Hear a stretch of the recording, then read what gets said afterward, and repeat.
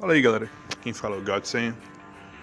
Eu gostaria de trazer um vídeo sobre um tópico um pouquinho esquecido, vamos dizer assim, para a comunidade, mas também muito mal compreendido, vamos dizer assim. E este é o tópico do poder da PAN, a PAN do GT que a gente conhece, né? Acho que dá pra falar da PAN de maneira geral, Dragon Ball Super também, e no Dragon Ball Z, no final do Dragon Ball Z, mas principalmente no Dragon Ball GT, que é onde ela aparece mais. Então, aí muita gente costuma acreditar, né, que a PAN tem um poder meio baixo, né? Por algumas razões, né? Tipo, tem um momento, parece que ela se esforça para levantar algumas pessoas voando. Em outro momento parece que ela leva uma peia da mãe dela, Videl, alguma coisa assim, quando ela tá controlada pelo Baby. E de maneira geral, né, todo mundo supõe vamos dizer assim, pelo hate, né, pelo ódio a personagem da Pan, porque ela é uma menina chata e tal, não sei o que. Assim, tirando um pouco esse assunto, né, ignorando um pouco disso, até porque a Pan ela está para o Dragon Ball GT como a Bulma estava para o Dragon Ball clássico, pelo menos no começo, né? E ela vai mudando sua personalidade, mas assim, esquecendo essa questão narrativa, né? Questão de poder, o pessoal geralmente supõe que ela não é tão forte, porque ela não vira Super Saiyajin, né? Por causa dessas razões aí que eu dei o exemplo aí. Porém, né, devemos lembrar que no Dragon Ball Super, por exemplo, acho que é um dos maiores exemplos disso. Que mesmo sem saber virar Super Saiyajin, o Broly tá do nível do Goku, tá ligado? Ele, mesmo não sabendo virar Super Saiyajin, tem um nível absurdo de poder. Mesmo no Dragon Ball Z, você também tinha, de certa forma, o Goten, né, que antes de virar Super Saiyajin, quer dizer, ele já virava Super Saiyajin, mas assim, na forma base ele era super forte, né, ao ponto de que ele se compara com o Gohan, né? E o Gohan naquele nível é muito poderoso. Então assim, só porque é alguém novo, jovem, igual no caso da Pan, que tem 12 anos. Então assim, só porque é jovem não quer dizer que não é forte. Só porque ela não tem Super Saiyajin, não quer dizer muita coisa. Eu diria que apenas, talvez a oportunidade não chegou, né, pra Pan. Ou então simplesmente não quiseram explorar isso. E ela foi mais feita para ser vamos dizer assim, uma dama em perigo, né? Vamos dizer assim. E para servir ali como um gatilho pro Goku virar o Super Saiyajin 4. Né? Mas de todas as formas, não dá para ignorar que a Pan é forte. Isso é estabelecido mesmo antes do Dragon Ball GT. E no próprio Dragon Ball GT. Só que assim, o pessoal costuma pensar que ela é forte, mas que não é tão forte. Tipo, sei lá, não poderia nem ser um planeta, nem uma lua, alguma coisa assim. É isso que o pessoal imagina. Porém, a questão é que ela tem muitos feitos no Dragon Ball GT e até em certa medida no Dragon Ball Z, pra você simplesmente dizer que ela é fraquíssima, né? Que ela não é nada, não tem poder nenhum. Já no Dragon Ball Z a gente já começa a observar um certo poder, assim, sem contar que ela tem alguns feitos interessantes, né? Tipo no Dragon Ball Super, né? Ela tem um feito de que ela quebra a barreira do som. Não é muita coisa, né? Mas assim, se ela com 3 anos já fazia isso, né? Você imagina, sem nem saber ainda voar. Até como um bebê ela voa, né? O espaço no Dragon Ball Super, que é meio estranho, meio contraditório, mas enfim. Isso é claro, Dragon Ball Super. Mas no Dragon Ball Z ela tem um feito também parecido com isso. Que é quando ela voa ao redor do planeta Terra. Ela cita. O Goku cita que foi rápido. A gente não sabe exatamente quanto tempo foi. Mas a gente pode no mínimo supor que foi naquele mesmo dia, né? Que estavam treinando, saíram cedo pra treinar. Ele, o Goten e a Pan. Goku, Goten e a Pan. E aí ela voa ao redor da Terra, tipo. Mesmo que ela demorasse um dia, ainda ia ser supersônico. É um feito bem interessante, né? De todas as formas, isso daí é muito baixo pra Dragon Ball, obviamente, mesmo Dragon Ball clássico, mesmo lá atrás, tem feitos supersônicos. Agora, o interessante é quando ela, já no Dragon Ball Z, ela derrota o Goten. Tudo bem, o Goten base provavelmente ele tava segurando também, né? Obviamente que ele ia com tudo com uma criança, mas assim, não importa, porque o Goten no Dragon Ball Z, ele não ficou mais fraco, não tem prova de que o Goten tá mais fraco, ele só não cresceu de poder. Mas no Dragon Ball Z, ele já tinha feitos na forma base de se comparar com o número 18. A gente tem uma luta inteira no Dragon Ball Z e no Kai, que ele luta na forma base com o 18, ele pressiona ela no mangá também. E os guias citam que eles estavam equiparados até que ele virou Super Saiyajin. Então assim, eu tenho base, se compara. E tem outros feitos também, né? Tipo, o Abocado, né, no Dragon Ball Super. Goku fala que, nossa, as crianças, Freeza, foda-se, né? As crianças podem ir lá lutar contra ele. Contra esse cara que o Turbo fala que o Abocado, né, são crianças. São nível Freeza, né? Abocado.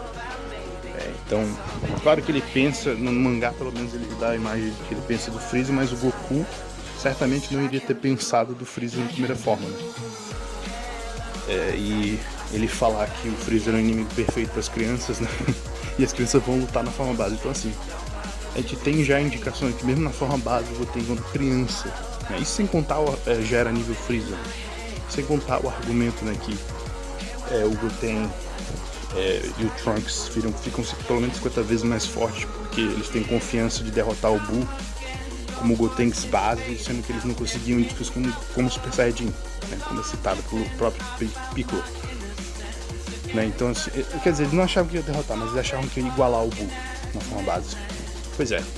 Então assim, claro que você não pode tomar isso literalmente, dizendo do nível do Buu, porém dá pra tomar que eles ficaram 50 vezes mais fortes. Então esse argumento se aplicaria ainda. Então é muito consistente, né? Então assim, você pega esse nível que seja e aplica pra Pan, mesmo que ele estivesse usando 1% do poder dele, foda-se, ainda derrotaria o Freeza, tá ligado? Porque pra comparar com o número 18 na forma base, é absurdo. Poder é absurdo, nível de poder é absurdo. Né? A gente tem argumento até de que o Goku da saga, antes das sagas, sei lá, o Mecha Freeza ali praticamente, naquele período ele já era nível base do Freeza, né? Então assim, é absurdo. Totalmente absurdo.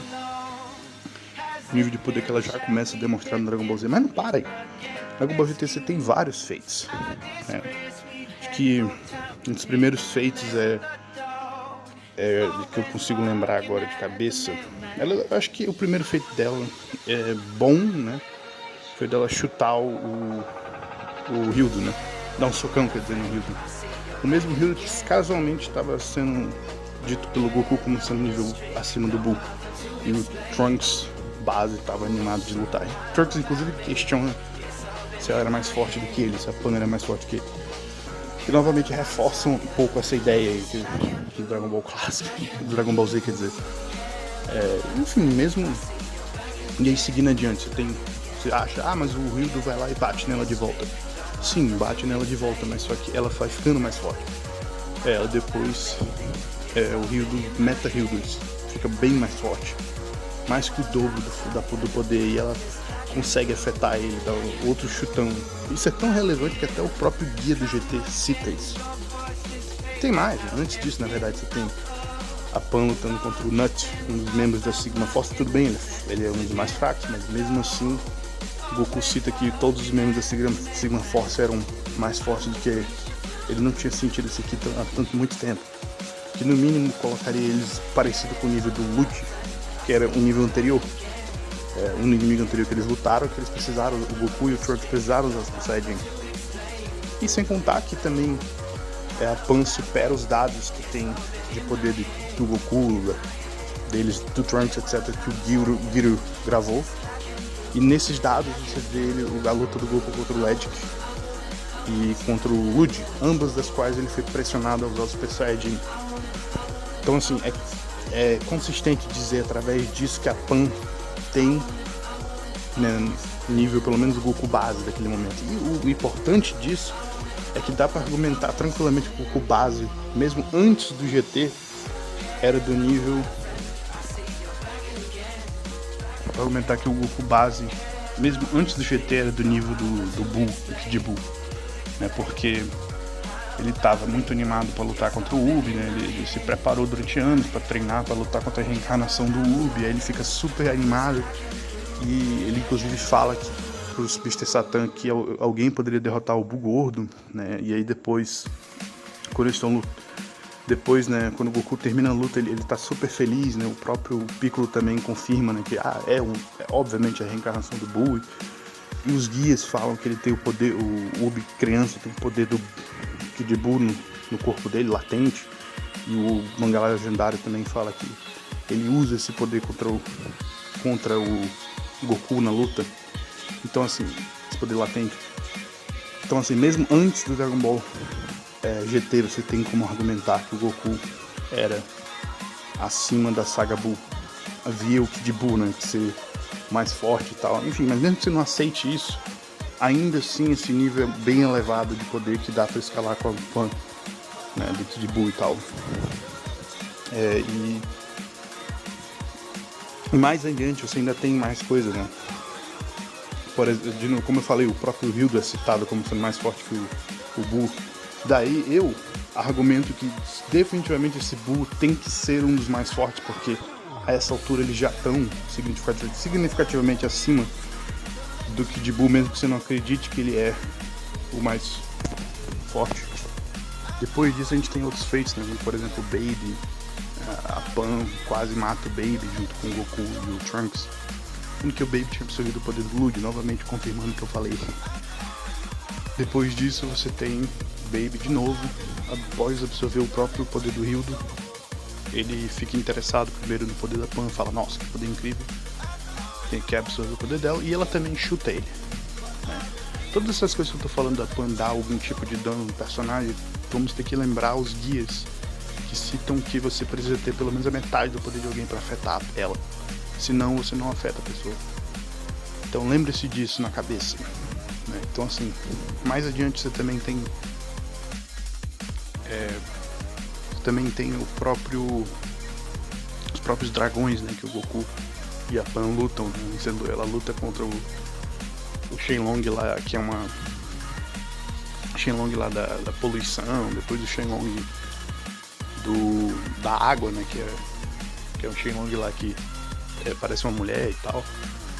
O outro Shenlong também, que é uma toupeira. Todos eles ela consegue escalar acima, né?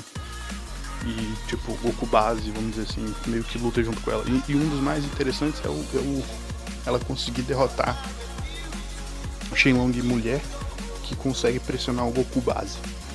Então assim, é muito coerente, muita coerência. Dá pra argumentar que a Pan é acima do Dragon Ball Z inteiro, né? Por isso, pelo menos do nível do Buu, minimamente. E isso aí é inegável.